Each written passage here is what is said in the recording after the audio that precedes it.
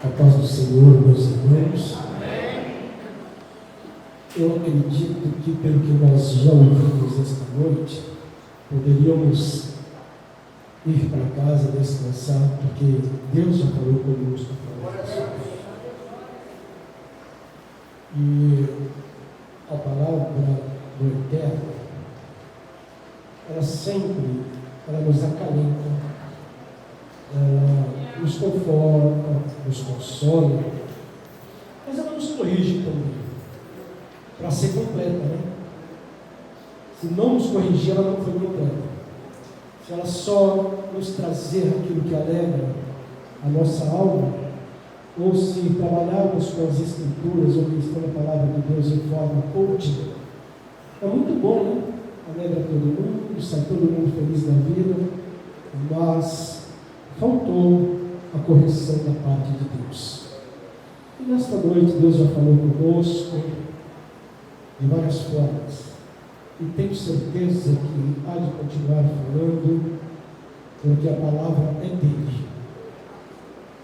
Louvo a Deus pela vida dos meus companheiros de ministério, pastor Lucilino Correia, pela confiabilidade de ministrar a sua palavra. Eu quero que os irmãos abram as suas escrituras no livro do profeta Isaías, no capítulo 37. Eu gostaria de ler com os irmãos 4 versos da palavra de Deus, dando ênfase à oração, porque às vezes os irmãos não podem vir à igreja orar por causa das suas obrigações, mas eu acredito que lá na casa dos irmãos, os irmãos têm o quarto de guerra, né? Tem um local para dobrar os seus joelhos durante o dia, à noite, ou mesmo cansado, depois de uma jornada de trabalho com Deus. Acredito que sim, porque a oração é a chave da vitória da igreja. E nós vamos falar sobre um texto em que, se não fosse a oração de um homem, de uma sociedade naquele momento, eles não teriam tido vitória.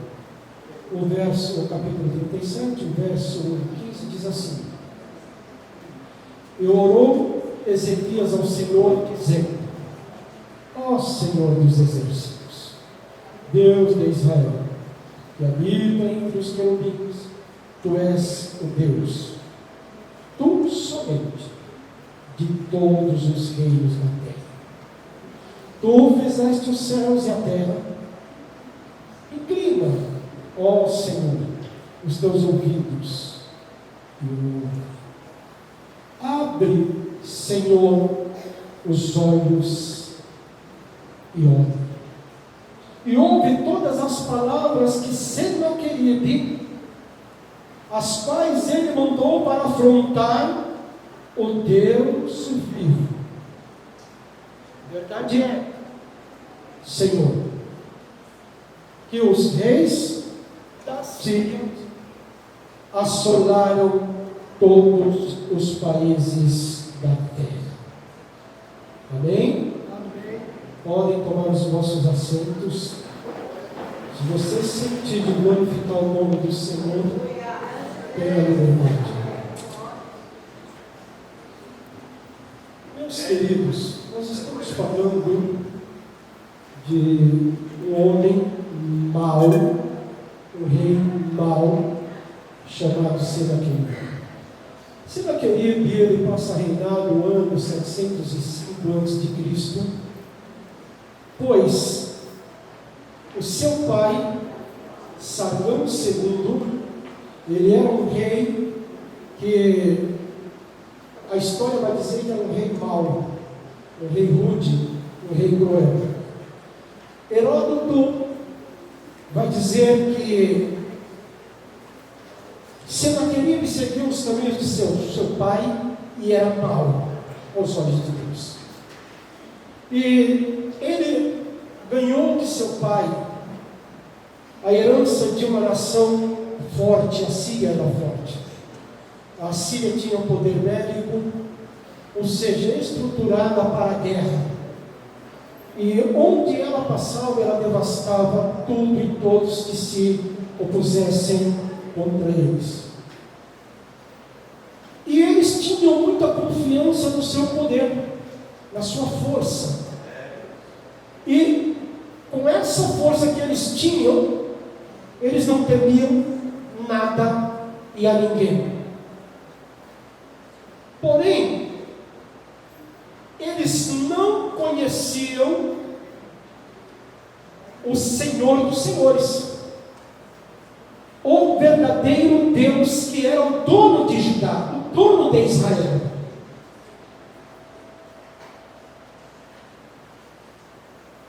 E eles, os assírios, no comando do rei Senaqueribe, levantou-se contra o povo de Deus. Por quê?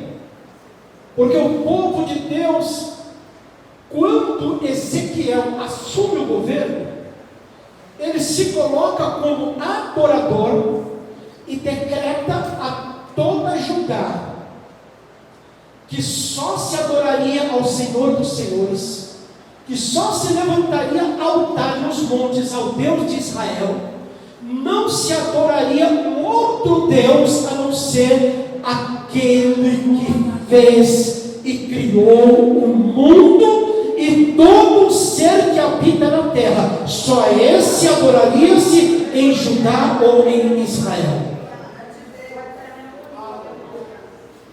E nesse momento também, Ezequias levanta um decreto de não mais doar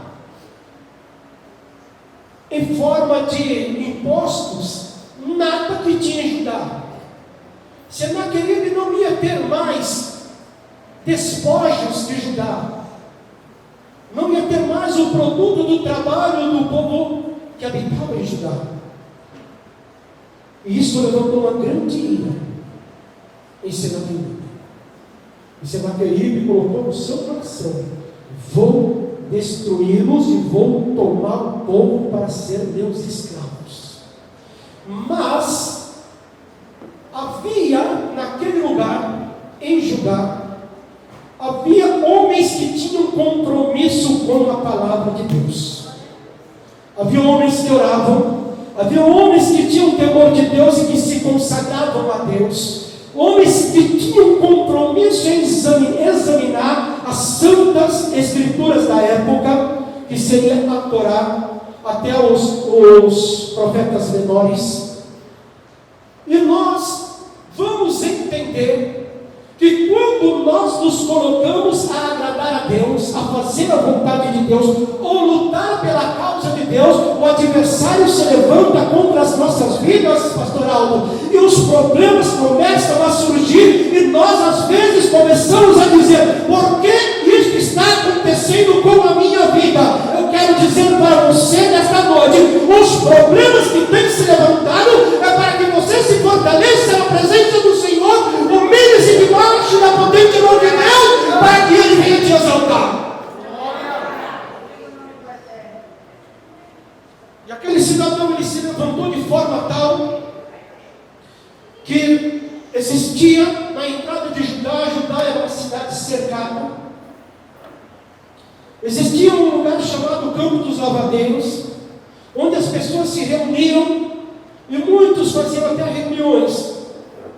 Só que naquele lugar, o rei, ele estrategicamente, ele criou um arqueoduto para que a água entrasse por um túnel e eles tivessem uma reserva de água dentro de Judá. E naqueles dias, aquele cidadão, ele manda os seus assistentes e manda dizer para Judá: olha, Começa-se com uma lavagem ideológica. Porque quando vem a lavagem ideológica, muitas das vezes nós perdemos o sentido das coisas, e o adversário começa a aplicar aquilo na nossa mente, e a nossa mente só inclina para aquilo que não temos força para vencer, e ele vem e diz: Alaquis, olha, um tal de Rabsaque, ele vem e diz: olha, diz a Ezequias, assim diz o grande rei da Síria, que confiança é esta que tu manifestas, que vocês manifestam, em quem vocês estão confiando? Bem, eu posso dizer, o conselho dele era que, se o povo se voltasse a aderir à proposta de Senaqueribe, o povo ia ter desfrutes. Mas se o povo não adotasse a ideologia de Senaqueribe, o povo ia sofrer tanto que eles iam se alimentar das suas próprias fezes.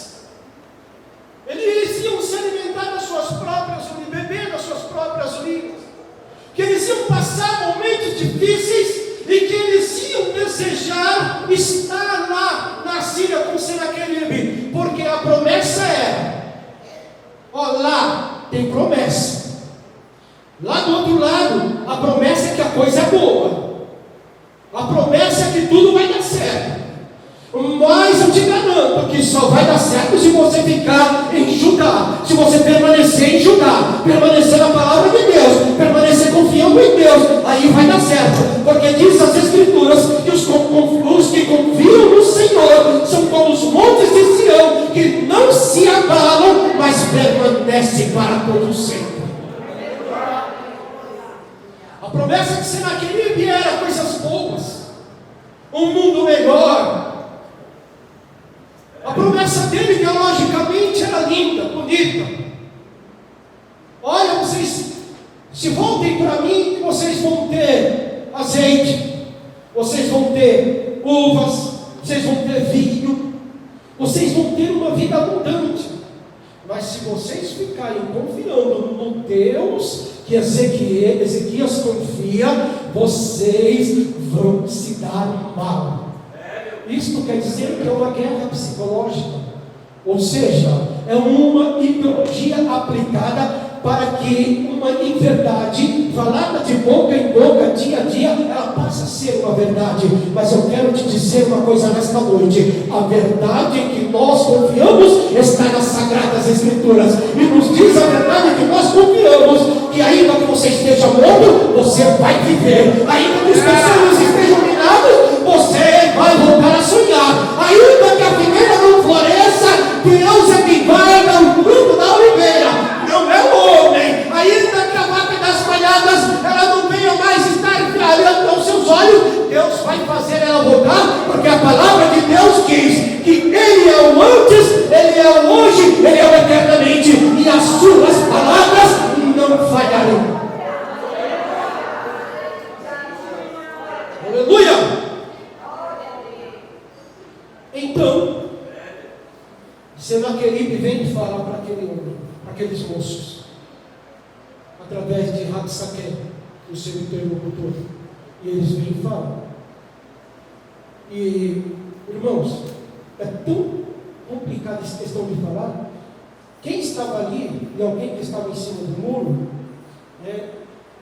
conhecia a língua nativa, não conhecia a língua em que eles vieram.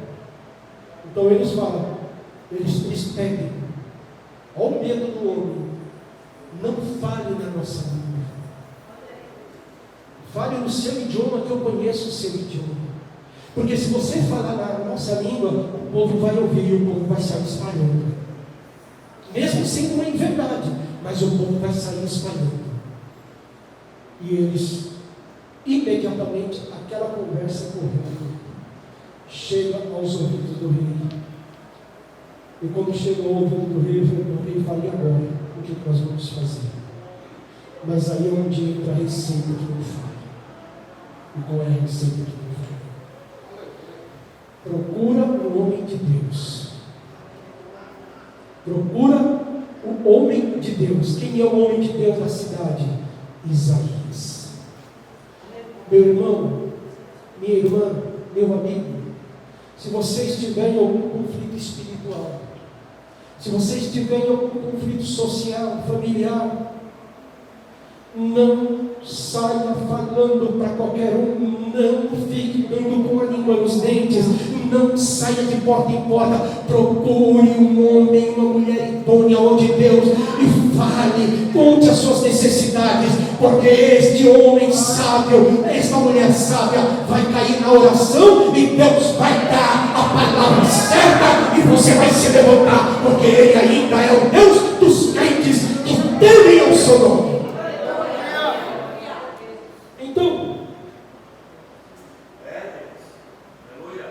Vamos fazer o que agora?